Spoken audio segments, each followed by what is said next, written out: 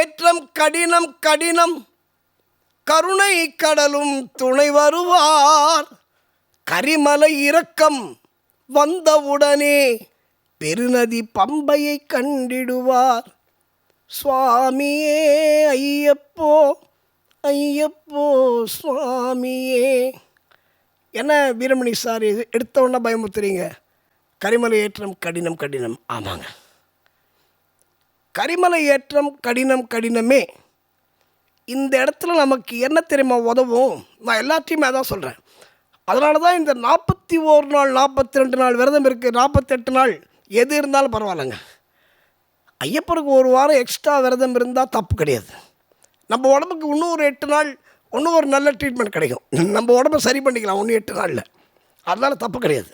இந்த விரத சுத்தி இருக்குல்ல, அவங்களுக்கு புரிகிற மாதிரி சொன்னால் நம்மளுடைய சுத்தமான விரதம் இதுதான் கரிமலையிலையும் நீலிமலையிலையும் நமக்கு கை கொடுக்கும். சத்தியமான விரதம் நிச்சயமாக காக்கும். சத்தியமான விரதம் நிச்சயம் நம்மை காக்கும். நம் சந்ததி வரையில் கூட வரும்.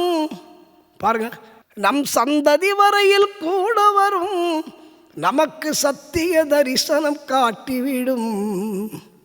இந்த ஐயப்பனுக்கு இருக்கிற சத்தியமான விரதம் இருக்குல்ல, இது காம்ப்ரமைஸ் பண்ணுறது சில விஷயம் இருக்குது. எனக்கு இந்த ஃபோன் பிடிக்கல, இந்த ஃபோன் 45,000 ரூபா விலை, இந்த ஃபோன் எனக்கு பிடிக்கல, நான் வேறு ஃபோனுக்கு போகிறேன், இதில் எனக்கு ஜிபி போடல, எனக்கு வாட்ஸ்அப் பார்க்க முடியல அப்படின்னா வேறு ஃபோனுக்கு போகலாம். இதில் காம்ப்ரமைஸ் பண்ணலாம். ஆனால் இந்த பக்தி விஷயத்தில் காம்ப்ரமைஸ் இருக்கவே கூடாது. அதுவும் குறிப்பாக ஐயப்பனுடைய விரதத்தில் காம்ப்ரமைஸ் என்பது முற்றிலும் தவிர்க்கப்பட வேண்டும் என்று நான் கேட்டுக்கொள்கிறேன். இப்போ நம்ம விரதத்தோட சுத்தம் இருக்குல்ல, இதுதான் நம்மளை மலையேற்றும். நீ கரிமலையில் ஏறும்போது உனக்கு அது தெரியும். இன்றைக்கும் சரி, அந்த காலத்துலேயும் சரி. இப்போ இன்றைக்காவது பரவாயில்ல, கரிமலை உச்சியெலாம் கொஞ்சம் முழுன்னு பளபளன்னு இருக்குது. ஆனால் அன்றைக்கி கரிமலையில் நீ குழந்த மாதிரி தான் தவழ்ந்து போகணும். கரிமலையில் நான் கிழிச்சிடுவேன், நான் பிரபாதமாக நடப்பேன் சார், நான் டெய்லி 10 நிமிஷம் அரை மணி நேரம் வாக்கிங் சார், 10 கிலோமீட்டர் வாக்கிங் போகிறேன் சார், நான் 20 கிலோமீட்டர் ஜாக்கிங் போவேன் சார், அதெல்லாம் அங்கே பருப்பு வேகாது சார். சபரிமலையில் ஒரே ஒரு விஷயம் என்ன தெரியுமா?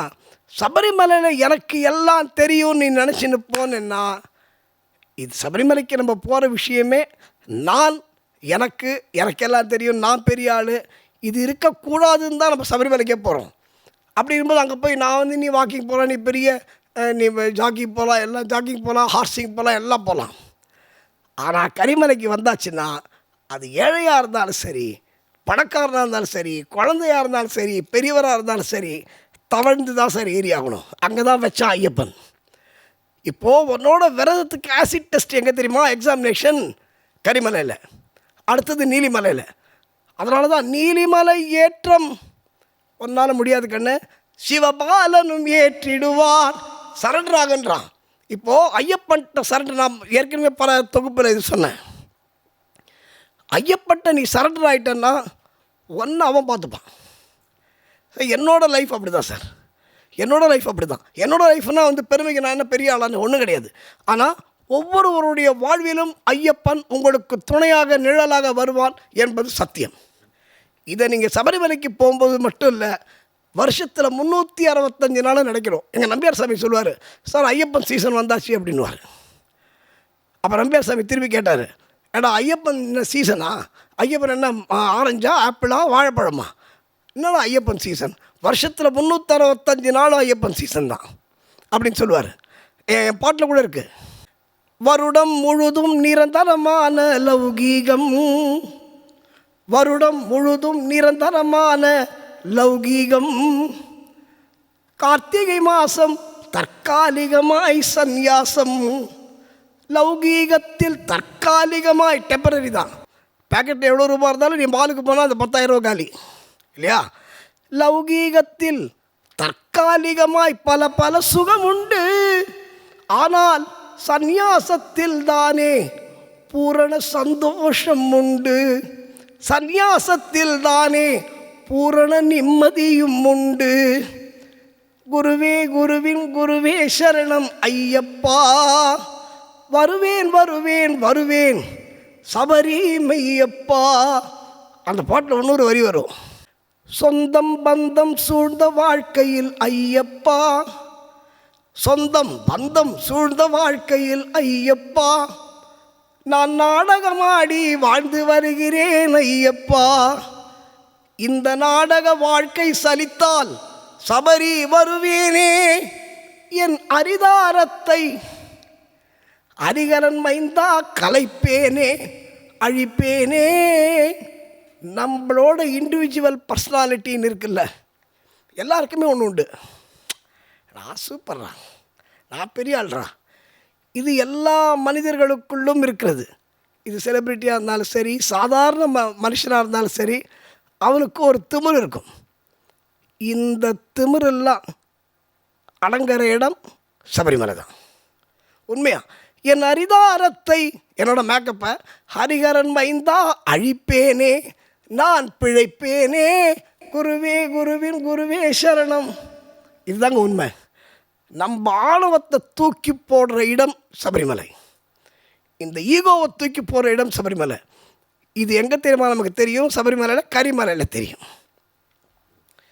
ஆனால் கரிமலையில் ஒரு மிகப்பெரிய பரிவார தேவதை, ஐயப்பனால் நியமிக்கப்பட்ட தேவதை, கரிமலை அடிவாரத்துலேருந்து ஒன்று அழகாக அப்படி தூக்கின்னு போயிட்டு, நீங்கள் யார்கிட்ட வேணால் கேளுங்க, சபரிமலைக்கு போயிட்டு வந்தவங்கள்ட்ட, சாமி கரிமலை பயங்கர கஷ்டமாம. ஆமாம் கஷ்டம்தான். எப்படி சாமி போயிட்டு வந்தீங்க, நீங்கள் எப்படி ஏறுனீங்க? உடனே அவர் சொல்லுவார், எனக்கு அது வரைக்கும் கொஞ்சம் கஷ்டமாக இருந்ததுப்பா, மற்ற இடத்துலாம் பிளெயின் சர்ஃபேஸில் கூட நடக்கிறது கஷ்டமாக இருந்ததுப்பா. ஆனால் இந்த கரிமலை அடிவாரத்துக்கு வந்ததுக்கப்புறம் இந்த கரிமலையில் ஏறி இறங்குற வரைக்கும் எனக்கு ஒன்றுமே தெரியலப்பான்னுவார். நீங்கள் யார்கிட்ட வேணால் கேளுங்க இதை. அப்போ என்ன அர்த்தம்? நீ ஏறல, உன்னை யாரோ ஐயப்பன், எங்கள் ஐயப்பன் உன்னை ஆள் போட்டு ஏற்றி விடுறான். இதுதாங்க சத்தியம். கரிமலையில் தடுமாறாமல் யாருமே ஏற முடியாது, தடுமாறாமல் யாராலும் இறங்க முடியாது. நீ திருப்பி குழந்தையாக 60 வயசு மனிதராக இருந்தாலும் நம்ம குழந்தையாக மாறது கரிமலையில் தான். இந்த கரிமலையில் ஒரே ஒரு விஷயம் சொல்கிறேன், கரிமலை உச்சியில் நின்று, ஏன்னா கரிமலை அவ்வளவு சாநித்தியமான இடம். கரிமலை உச்சியில் நின்று நீங்கள் என்ன வேணால் வேண்டிக்கோங்க. உங்கள் வீட்டில் யாருக்காவது கல்யாணம் ஆகணுமா, உங்கள் வீட்டில் யாருக்காவது குழந்தை பிறக்கணுமா, உங்கள் தொழில் மென்மேலும் வளரணுமா, ஒரே இடம் கரிமலை. அதனால தான் சபரிமலை சந்தர்ப்பம் கிடைக்கும்போது தயவுசெய்து அதை பயன்படுத்தி கொள்ளுங்கள் என்று நான் கேட்டுக்கொள்கிறேன். கரிமலை உச்சியில் நின்று எங்கள் ஐயப்பனை பிரார்த்தனை பண்ணி, எனக்கு இது பண்ணிக்கூட ஐயப்பா அப்படின்னா, நீ சபரிமலைக்கு போயிட்டு வரத்துக்குள்ள நீ என்ன பிரார்த்தனை பண்ணியோ அதை சத்தியமாக ஐயப்பன் நிறைவேற்றி கொடுப்பார் என்பது சத்தியம்.